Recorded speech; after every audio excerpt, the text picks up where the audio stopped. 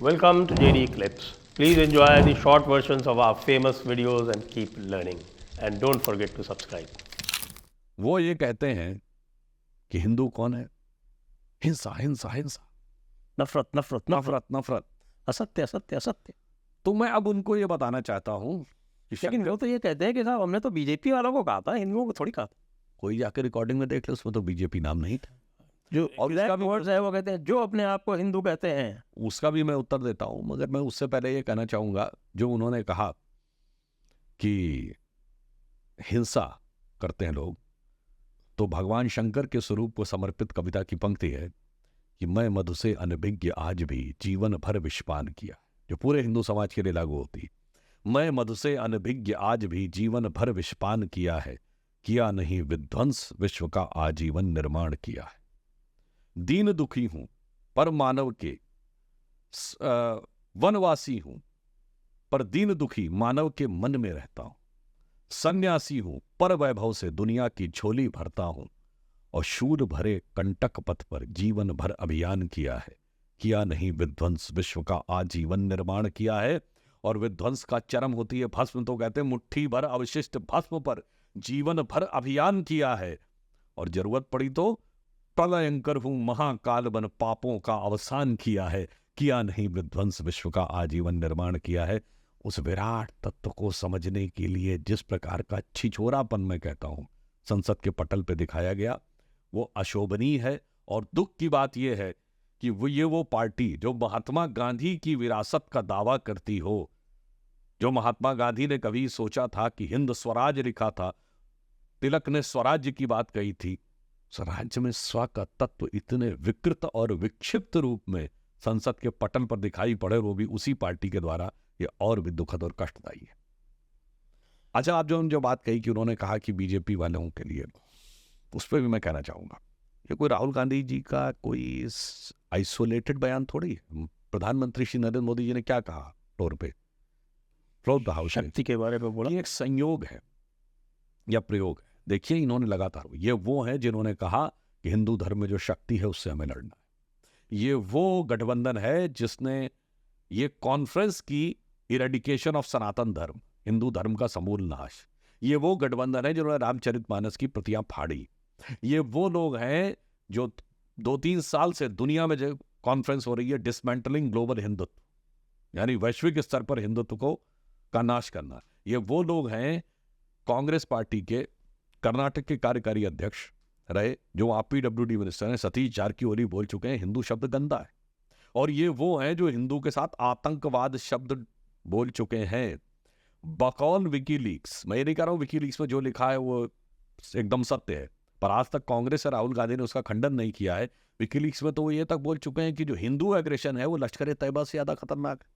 तो ये एक सुविचारित और विकृत मानसिकता का प्रतीक है जो हेल बेंट अपॉन है हिंदू धर्म को लेट डाउन करने के लिए। और इस संदर्भ में याद दिलाना चाहता हूं, दर्शक जाके देख सकते हैं, अटल जी की जो 13 दिन की सरकार थी, उसमें जो सुषमा स्वराज जी का अविश्वास प्रस्ताव के ऊपर स्पीच थी, उसमें उन्होंने एक शब्द प्रयोग किया था कि दिल्ली का जो लुटियंस जोन है, यानी भारत की सत्ता का केंद्र, जब तक आप उसमें अपने हिंदू होने पे शर्म का अनुभव ना करें, तब तक आपको वहां पर मान्यता नहीं मिल सकती।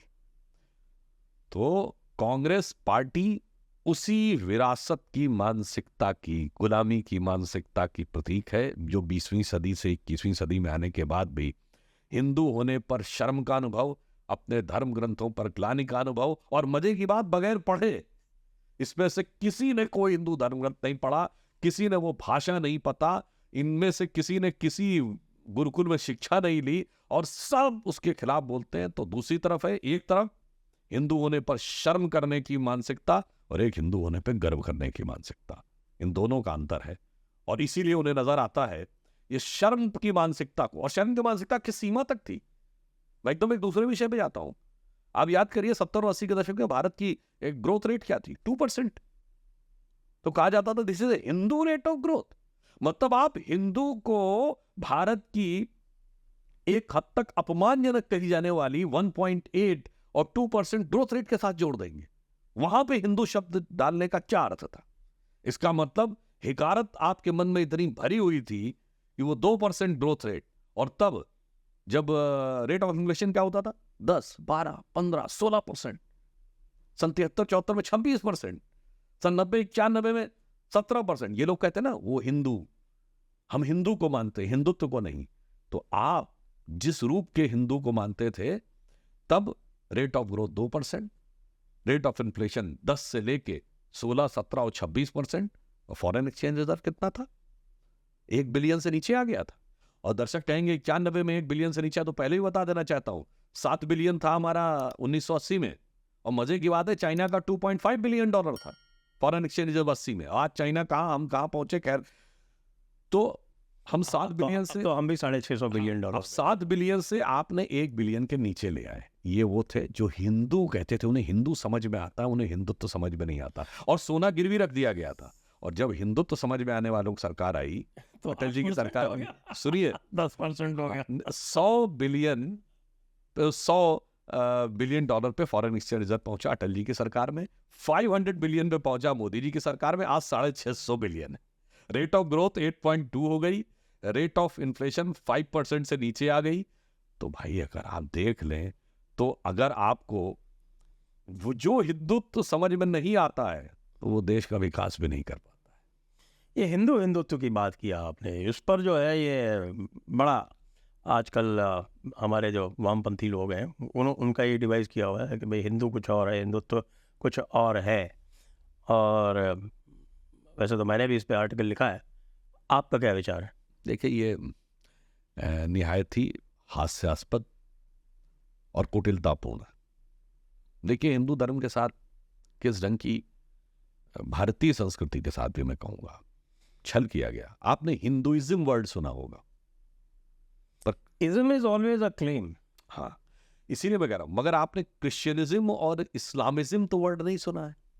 इस्लामिज्म आजकल कुछ लोग कहने लगे, लेकिन इसको एक मगर जो जमाने में structure से- मॉडर्निज्म कहा जाता था, अब उसको इस्लाम में परिवर्तित कर दिया। अब देखिए, जो भारतीय धरती से उत्पन्न जन्म है, धर्म है, भारतीय धरती से जन्मे हुए धर्म, उन्हीं में इज्म है। जैनिज्म वर्ड है, बुद्धिज्म वर्ड है, सिखिज्म वर्ड है, हिंदुइज्म वर्ड है, मगर क्रिश्चियनिज्म वर्ड नहीं है और इस्लामिज्म वर्ड नहीं है। उसी प्रकार ये लोग हिंदुत्व और हिंदू को अलग करने का प्रयास करते हैं, वैसे ही जैसे कोई कहे कि मैं पुरुष हूं, मेरे अंदर पुरुषत्व नहीं है। तो बस वो समझ जाना चाहिए। तो वास्तविकता यह है कि हिंदू धर्म की जो एक विराट, क्या कहना चाहिए, विराट तात्विक अभिव्यक्ति है, उसकी समाज में अभिव्यक्ति हिंदुत्व के रूप में होती है। और युगानुकूल आवश्यकता के अनुरूप, यानी in confirmation with the contemporary requirements, इसकी आवश्यकता है। एक हमारे मित्र हैं, उसको मैंने कोट किया, अपने आर्टिकल में कोट किया था, Hindutva is Hinduism that resists. आप जब हमारे ऊपर मुलम्मे चढ़ाने का प्रयास करते हैं और हम जब उसका प्रतिरोध करते हैं, तब हम हिंदुत्व हो जाते हैं, हम हिंदुत्ववादी हो जाते हैं। ये पूरे के पूरे जो वामपंथी जो छलवाद है, मैं इसको छलवाद कहता हूँ, बिल्कुल वो उसका रचा हुआ एक कुतर्क है, या एक जिसको कहे कि एक कूट रचित एक रचना है। जैसे आपने कहा कांग्रेस से जो बाहर हो गए हैं आचार्य प्रमोद कृष्णम, उन्होंने वामपंथियों ने बड़ा बढ़िया एक शब्द प्रयोग किया था कि ये वामपंथी वेताल कांग्रेस को खाए जाए। तो वो शब्द मुझे बड़ा रोचक लगा और आकर्षक लगा। प्रमोद कृष्णम ने कहा कि वामपंथी वेताल।